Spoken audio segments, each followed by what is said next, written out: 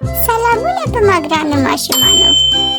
خدای دې وکړي چې نن به مو ډېره ښه ورځ تېره کړې وي، یا به ستاسو د رخصتي ورځ وي او یا به د مکتب نه راغلي یاست او د مکتب کارخانګي به مو سرته رسولې وي. اوس به د خوب وخت وي، د مور او پلار خبره به مو منلې وي، غاښونه به مو برش کړي وي او اوس به خوب ته چمتووالی نیسئ. نن ما تاسو ته یوه ډېره په زړه پورې کیسه راوړې ده، خو دا وکړئ چې د خوب نه مخکې دې کیسې ته غوږ شئ او خواږه خواږه خوبونه ووینئ. نو راځئ په ما ګرانو ماشومانو چې د نن کیسې پیل وکړو. د دې کیسې نوم دی زیبي او د جادویي موسیقي ونه. په یوه کلي کې یوه ونه وه چې په شنو ډنډونو احاطه شوې وه، چې هر چا یې مینه کوله، خو هیڅوک نه پوهېدل چې دا ونه څنګه موسیقي غږوي. دغه ونه د جادویي موسیقي ونې په نوم بلل کېده. هره شپه دغه ونه نرمې او خوښونکې موسیقي غږوله چې هر څوک یې خوشحاله کول، خو هیڅوک نه پوهېدل چې دا موسیقي له کوم ځایه راځي یا څنګه غږول کېږي. یوه ورځ زیبي یوې فکر لرونکې کوچنۍ نجلۍ پرېکړه وکړه چې دا راز به هرومرو پیدا کوم. هغې تل د موسیقي سره مینه لرله او غوښتل یې چې دا راز ومومي.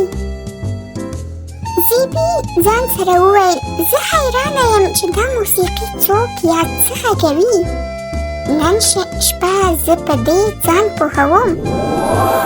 کله چې لمر ولوېد، زیبي د ونې لاندې په ارامه سره کېناسته او سترګې د حیرانتیا نه ډکې وې.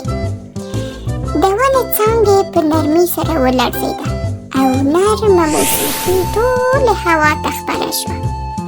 زیبي په ډېرې چوپتیا او پاملرنې سره ناسته وه، غږ یې نه کوو. په ناڅاپي توګه هغې یو څه عجیبه ولیدل چې موسیقي د ونې د ټیټې دروازې څخه راځي. زیبي ژور نفس واخیست او په احتیاط سره یې دروازه پرانیسته او دننه یې وکتل. هغې ډېر یو عجیب شیان ولیدل، کوچني موجودات چې موسیقي آلات یې لرل، کوچني پریان چې شپېلۍ لرلې، کوچني مرغان چې کوچني ویلونونه یې غږول، او حتی یو سنجاب چې په ډول وهلو بوخت و. زیبي چې کله دا موجودات ولیدل نو ډېره حیرانه شوه او ویې ویل، وای، تاسو یې هغه څوک چې موسیقي غږوئ؟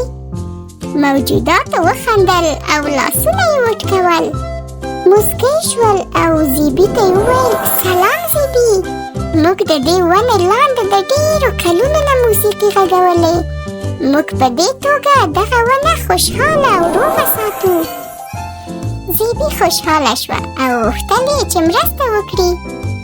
پریانو هغې ته کوچنۍ شپېلۍ او ډول غږول ور وښودل او د دې سره یې ښکلې موسیقي وغږوله چې ونه یې نوره هم خوشحاله کړه. په هغه شپه د کلي خلکو ته تر ټولو غوره موسیقي ور واورېدل شوه. ټول خوشحاله شول، خو یوازې زیبي پوهېده چې د دې موسیقي راز څه دی. زیبي ونې ته په ارامۍ سره وویل، مننه چې ما ته مو اجازه راکړه چې ستاسو د موسیقي برخه شم. له هغې ورځې وروسته زیبي هره شپه ونې ته تله، نوې سندرې یې زده کولې او د کلي سره به یې د جادویي موسیقي شیبې شریکولې. نو په ما ګرانو ماشومانو، د زیبي او د جادویي موسیقي غږونکې ونې کیسه مو خوښه شوه او که نه؟ که خوښه شوې مو وي او کوم پند مو ترې اخیستی وي نو ما ته یې هرومرو په کامنټ باکس کې ولیکئ چې زه هم پوه شم چې دا کیسه چې ما تاسو ته وړاندې کړه دا کوم پند لري او که نه. نو د دې کیسې نه مطلب او پند تاسو ما ته هرومرو ووایاست. د اوس لپاره تاسو ته ډېره ښه شپه او خواږه خوبونه. د سبا شپې لپاره به د یوې نوې کیسې سره بیا ستاسو په خدمت کې یم. د اوس لپاره ښه او جادویي شپه.